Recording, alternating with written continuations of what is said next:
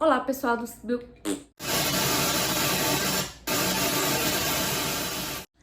Olá, pessoal do primeiro ano. Essa é a nossa segunda videoaula do início do nosso segundo período. Na aula passada, nós começamos a falar sobre as células, uma visão geral da célula. Hoje nós vamos falar sobre a célula eucariótica, procariótica e um pouco ainda sobre os vírus. E a primeira célula que nós vamos conhecer mais um pouco é a célula procariótica. Essa célula ela é um pouco mais simples do que a célula eucariótica. Por quê? Ela tem menos organelas, que são essas estruturas que tem aqui dentro. Mas a principal característica é que ela não tem núcleo delimitado. Vamos ver, ó. Ela tem pílis, que são esses pelinhos ao redor. Elas têm ribossomos, que são os responsáveis por gerar energia para a célula, mas isso é assunto de outra aula. A cápsula, proteção, parede celular, outra proteção que é a parede da célula.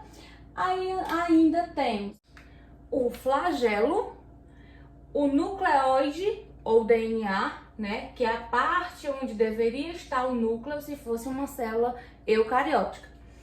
A membrana plasmática, que essa estrutura tanto está presente na célula eucariótica como na célula procariótica. Aqui nós temos duas células, mas as duas são eucarióticas. E a principal característica da célula eucariótica é o núcleo, que tanto está nessa célula como está nesta célula. Mas aí a gente pergunta, qual a diferença entre essas duas células se ambas são eucarióticas? Vejam, essa é uma célula animal, esta é uma célula vegetal, ou seja, existem dois tipos de células eucarióticas. Então eu tenho os dois tipos de células que são procariótica e eucariótica.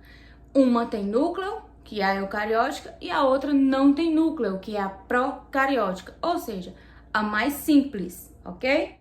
E eu tenho dois tipos de células eucarióticas, que é a vegetal e a animal. O próprio nome já diz, animal dos animais, vegetal dos vegetais. Então eu pergunto a vocês, uma samambaia, ela tem qual tipo de célula?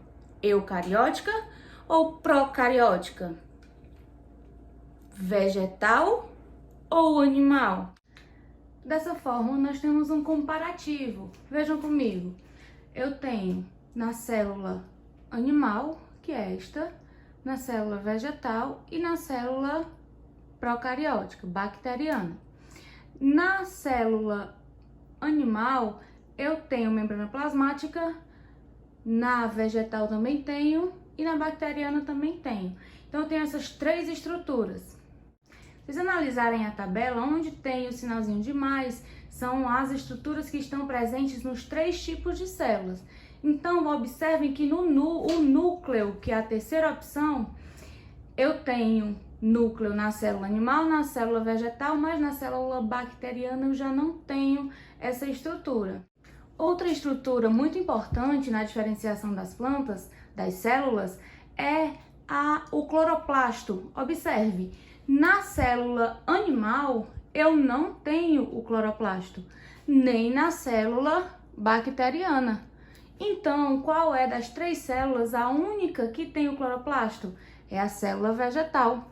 E o cloroplasto ele tem uma função, né? Que o cloroplasto vem da clorofila, que serve para fazer fotossíntese, que é um conteúdo que nós vamos ver um pouco mais à frente. Estamos falando de células, os tipos celulares, que todo ser vivo é composto por células, tudo bem. Mas e os vírus? São seres vivos? Por que são denominados de parasitas intracelulares obrigatórios? Para começo de conversa, os vírus eles são parasitas. O que são parasitas?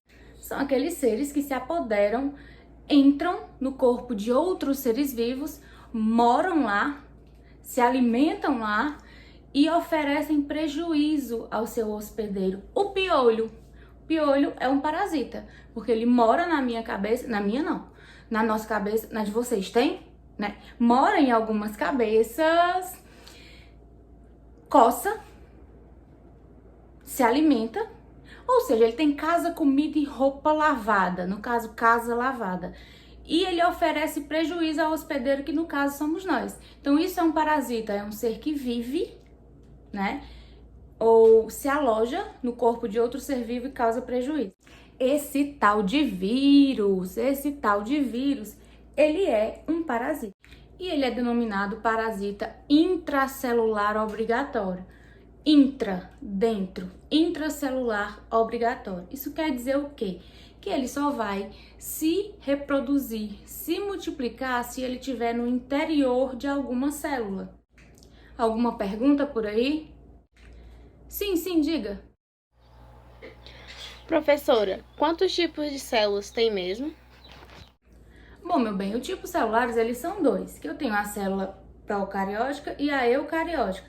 No entanto, eu tenho dois tipos de células eucarióticas, que é a animal e a vegetal. Alguém ainda quer perguntar? Alguém aí do fundão? Tia, o que seria um ser acelular? Meu bem, um ser acelular é um ser que não possui célula. Então, o vírus, ele é acelular, por ele não possuir célula. E por esse motivo, ele não é considerado um ser vivo, ok?